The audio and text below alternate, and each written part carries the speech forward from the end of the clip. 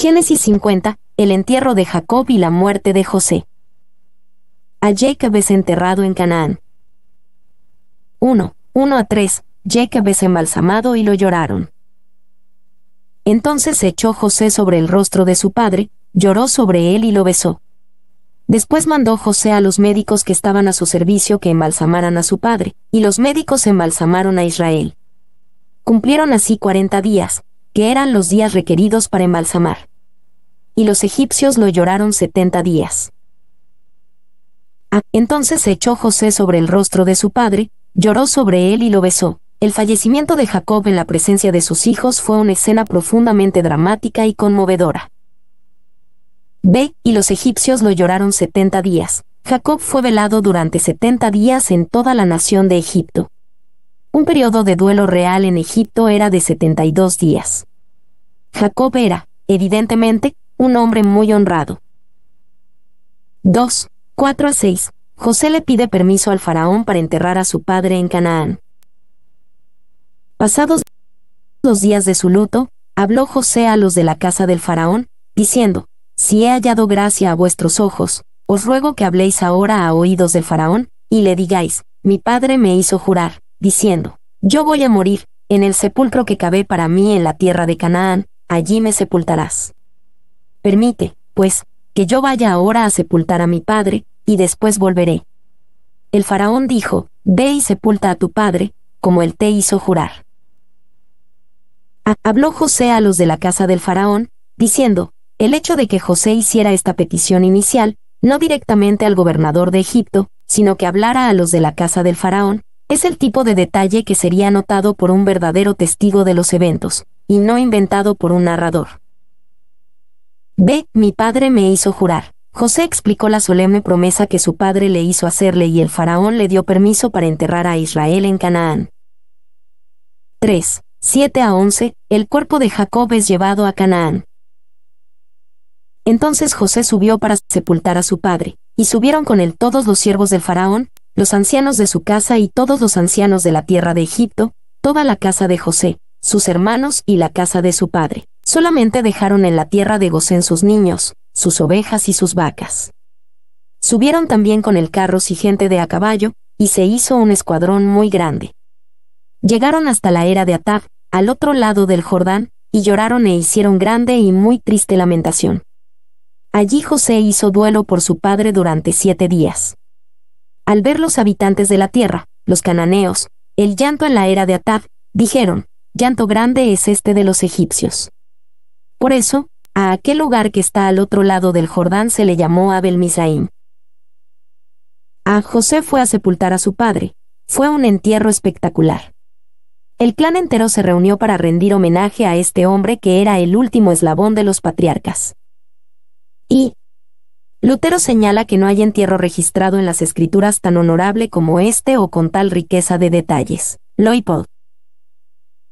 Lloraron e hicieron grande y muy triste lamentación. Este fue, sin duda, un día de dedicación de los hijos de Israel al Dios de Israel, el Dios que hizo el gran pacto con Abraham, Isaac y Jacob. Su dedicación al Dios de Israel sería probada durante los próximos cientos de años, pero sobreviviría.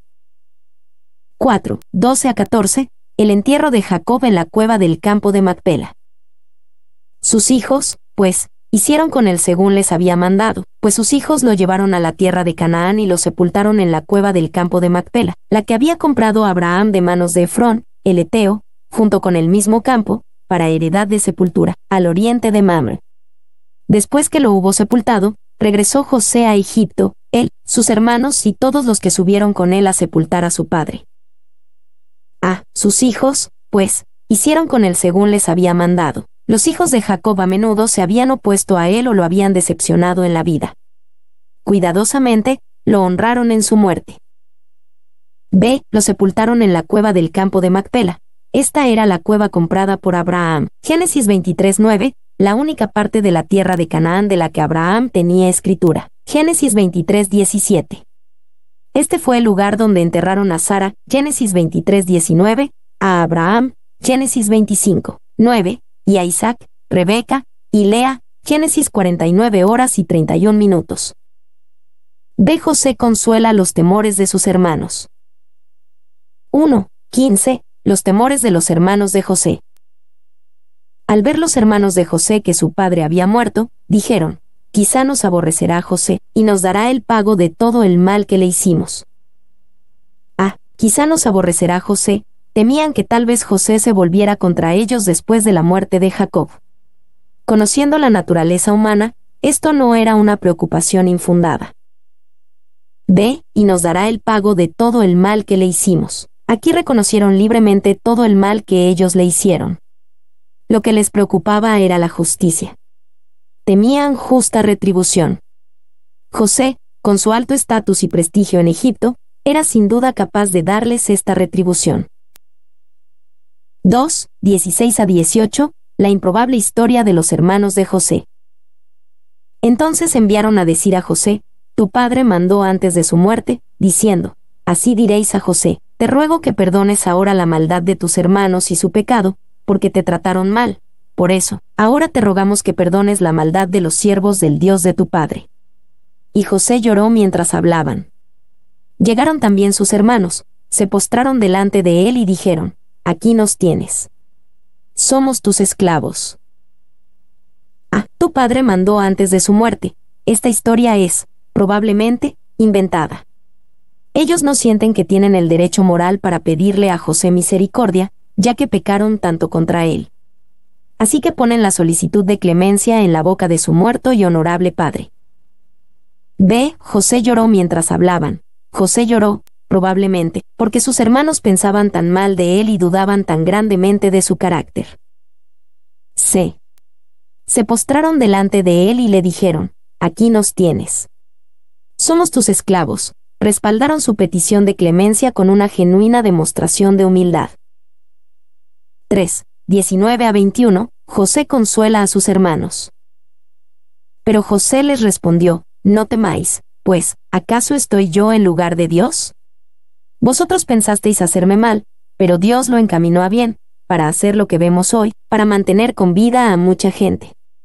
Ahora, pues, no tengáis miedo, yo os sustentaré a vosotros y a vuestros hijos.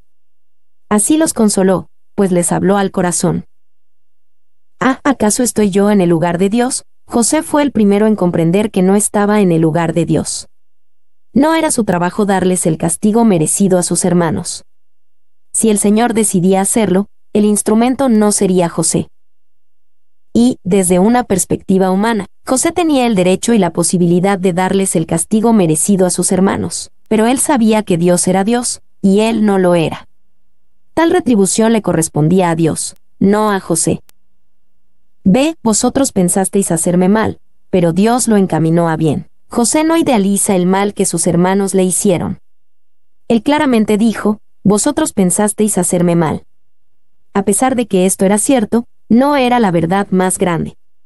La verdad más grande era que Dios lo encaminó a bien.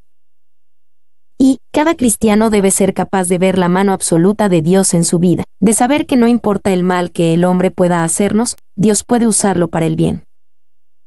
2. José no tenía el texto de Romanos 8:28, pero conocía esta verdad, y sabemos que a los que aman a Dios, todas las cosas les ayudan a bien, esto es, a los que conforme a su propósito son llamados.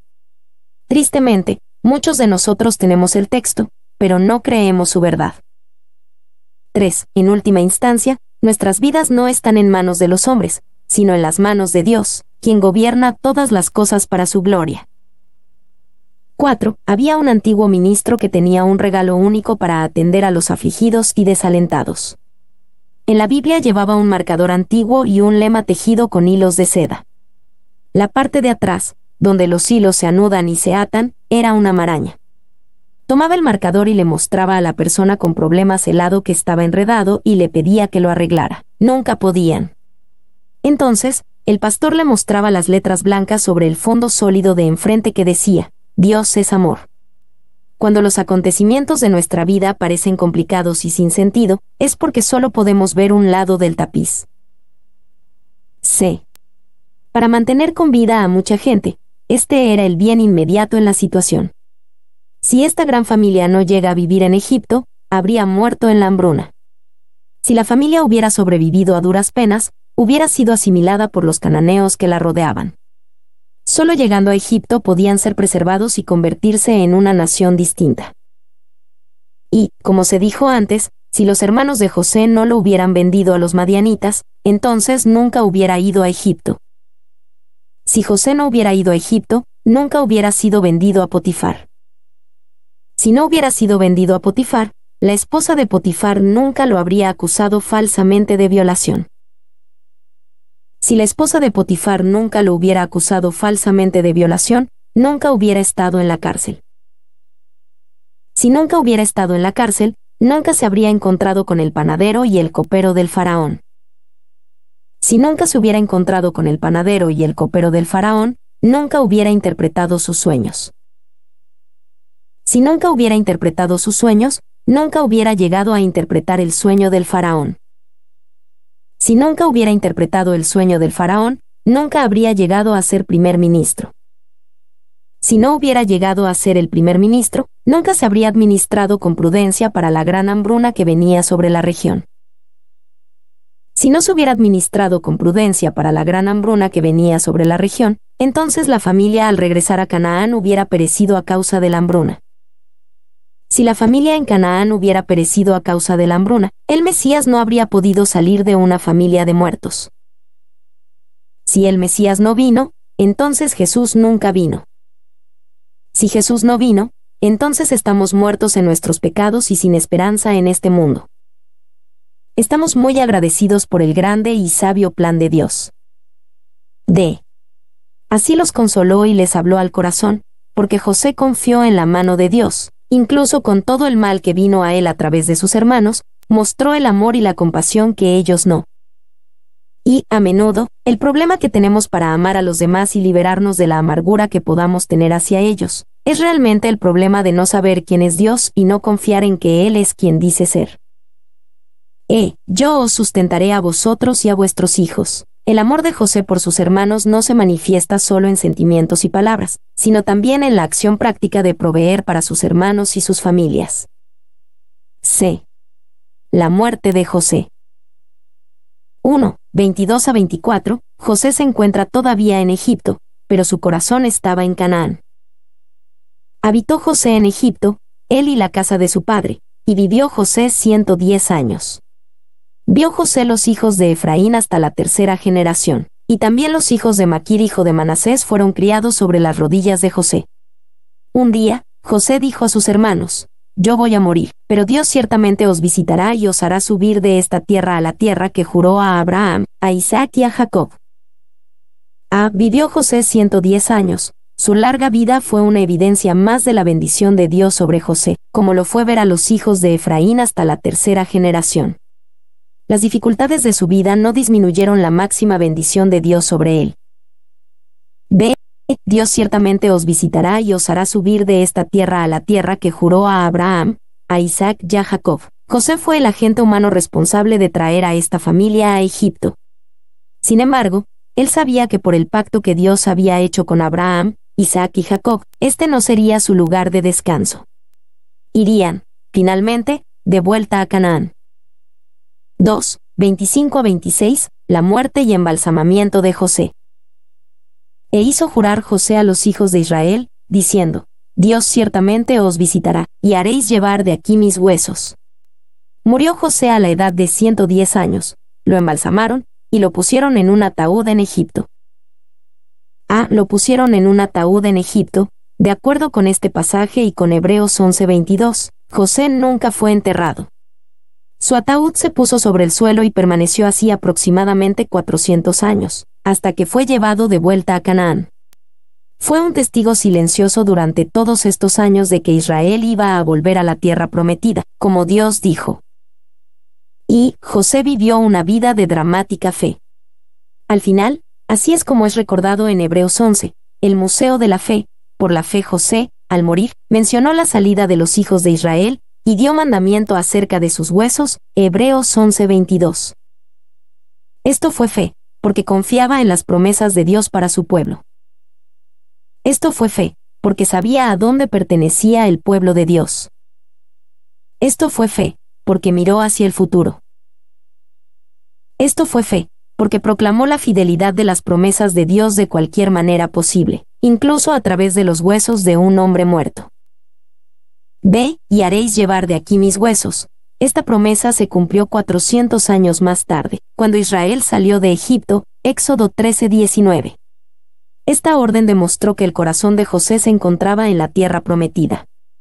También demostró que era un hombre de gran fe, que confiaba en cosas que aún no se veían, Hebreos 11:22. Y, durante todo ese tiempo, si un niño de Israel veía el ataúd de José y preguntaba por qué estaba allí y por qué no había sido enterrado, podrían responderle, porque el gran hombre José no quería ser enterrado en Egipto, sino en la tierra prometida, a donde Dios algún día nos llevara. 2. Algunas promesas de Dios tardarán mucho tiempo para cumplirse y tenemos que perseverar en la confianza en Dios. George Muller era un hombre notable de fe que recorrió los orfanatos en Inglaterra.